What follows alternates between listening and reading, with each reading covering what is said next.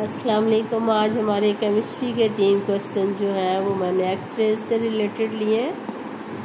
X-rays are absorbed maximum by lead, B में copper, C में paper और D में स्टील।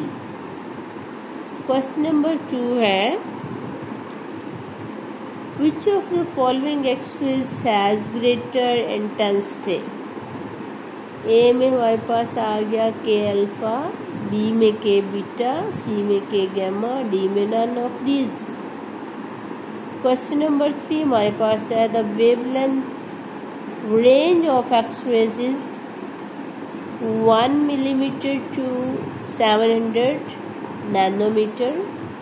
बी में है 1 नैनोमीटर टू 0.001 नैनोमीटर, सी में 400 नैनोमीटर टू 1 नैनोमीटर और डी है 0.1 मीटर टू 1 मिलीमीटर। अब आप देखें इसके कौन से आंसर्स आपके माइंड में आ रहे हैं। चले जी, आप अपना कंपेयर कर लीजिए की के साथ। क्वेश्चन नंबर 1 का ए पार्ट, 2 का सी और 3 का B. Wishing you best of luck. अल्लाह हाफिज़।